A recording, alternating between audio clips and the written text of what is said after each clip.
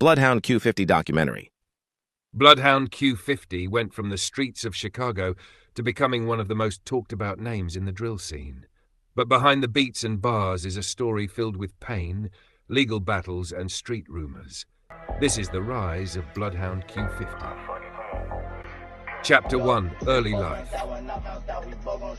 Bloodhound Q50, born Michaela Cooper, grew up in both Chicago and Gary, Indiana. Raised mostly by his grandmother, he came up in a rough environment while his young mother tried to stay afloat. Trouble started early. School issues, fights, and a general distrust of authority followed him throughout childhood. He was even expelled for bringing a BB gun to school and eventually pulled out by his mother. By then, the streets had already become his real teacher.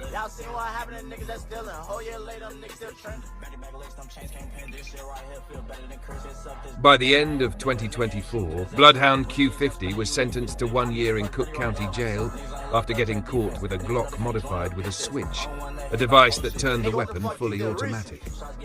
It wasn't his first run-in with the law, but it was serious. The case brought major attention his way, especially with Chicago already under pressure from gun violence tied to the music scene. For Q50, it was a wake-up call, a moment that forced him to rethink the way he moved. Chapter 3: Rumors and Street Talk. As his name grew, so did the rumors.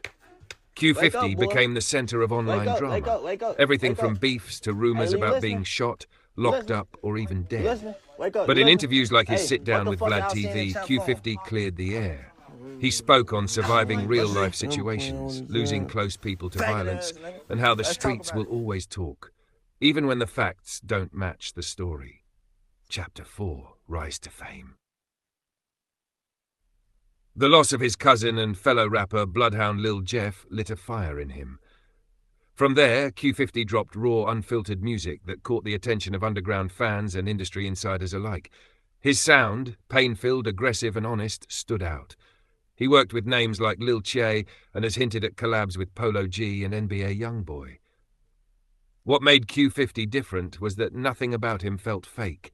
It was all based on his real life, real loss, and real pressure.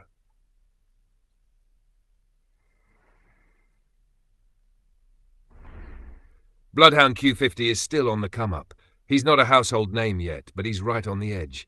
With a story full of pain, survival, and growth,